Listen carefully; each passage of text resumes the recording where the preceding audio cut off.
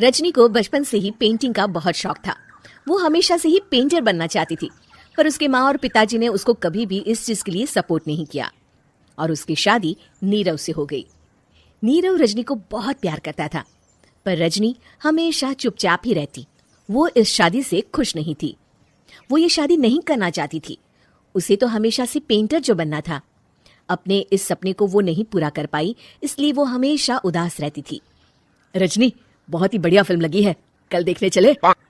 नहीं जी, कल मुझे बहुत काम है, मैं नहीं जा पाऊंगी। अच्छा तो कोई बात नहीं, संडे को चलते हैं। देखिए, मुझे फिल्म देखना पसंद नहीं है। आपको जाना है तो चले जाइए। नीरव को मना करके रजनी वहां से चली जाती है और अपने बैग को खोलकर उसमें बंद पड़े ब्रश और कलर्स को देखकर रोने लगती है। रजनी, चलो ना कहीं बाहर खाने चलते हैं, कुछ तुम्हारी पसंद का। जी, मुझे नहीं जाना, मेरी तबीयत ठीक नहीं है। रजनी वहां से चली जाती है। नीरव को समझ नहीं आता कि रजनी उससे इतना दूर क्यों रहती है। वो जब भी उसके साथ वक्त बिताना चाहता है, रजनी कोई ना कोई बहाना बना देती है। एक दिन घर पर कोई नहीं था। रजनी घर का सारा काम जल्दी से खत्म कर लेती है। घर पर अकेले होने के कारण वो सोचती है कि वो आज पेंटिंग करेगी। वो अपने कमरे में जाकर पेंट ब्रशेस और कलर्स निकालकर जैसे ही कलर मिक्स कर रही होती है कि दरवाजे पर बेल बज जाती है। अब कौन आ गया इस वक्त? इतनी मुश्किल से तो मुझे पेंट करने का मौका मिला है। रजनी दरवाजा खोलती है तो उसकी सास अपनी सहेलियों के साथ खड़ी होती है और सब घर के अंदर आ जाते हैं। अरे बहू, सबको शरबत बनाकर पिला दे, बाहर तो बड़ी गर्मी है। जी। रजनी पेंट ना कर पाने से उदास हो जाती है। उसे गुस्सा भी आ रहा होता है कि उसने इस शादी के लिए हाँ क्यों कह दी। वो रसोई में जा रही होती है कि उसकी सास उसे रोकती है। बहू, सबके खाने का भी इंतजाम कर लेना, आज का लंच तो ये सब यहीं करेगी। हाँ। रजनी बिना कुछ कहे रसोई में चली जाती है। सबके लिए खाना बनाती है। सब खाना खाते हैं और रजनी घड़ी देखती है कि ये सब कब जाएंगे ताकि वो अपनी पेंटिंग कर सके। जब शाम होती है तब सब चले जाते हैं अपने घर। अरे बहू, सब तेरे खाने की तो बहुत तारीफ कर रहे थे, सबको बहुत अच्छा लगा खाना। आपको मुझे सुबह बताना चाहिए था ना कि आपकी सहेलियां आ रही है। पता भी है कितना वक्त लगा सारा खाना बनाने में। अरे बहू, तू ऐसे कैसे बात कर रही है मुझसे? तो और कैसे बात करूं? मैं इस घर की कोई नौकरानी नहीं हूं कि इतना काम करूंगी। रजनी अपने कमरे में जाकर दरवाजा बंद कर लेती है। शाम को जब नीरव आता है तो उसकी माँ उसे पूरी घटना के बारे में बताती है।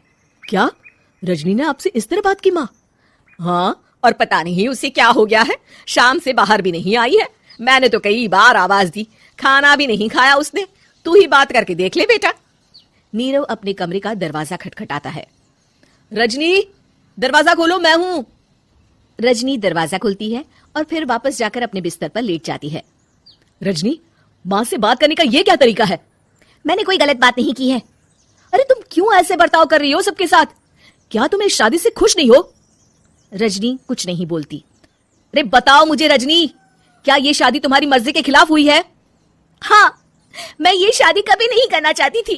तुमसे क्या, मैं किसी से भी शादी नहीं करना चाहती थी। रजनी रोने लगती है।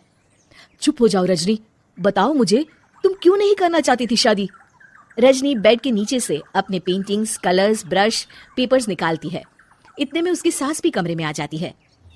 ये देख रहे हो, ये थे मेरे सपने। मैं पेंटर बनना चाहती थी, पर माँ पापा ने कभी सपोर्ट नहीं किया और मेरी शादी करवा दी। मेरे सारे सपने टूट गए। हर वक्त बस गुस्सा आता रहता है मुझे। मैं जानती हूँ कि आप लोगों की इसमें कोई गलती नहीं है, पर मैं क्या करूं, मुझे समझ में नहीं आता। रजनी फूट फूट कर रोने लगती है।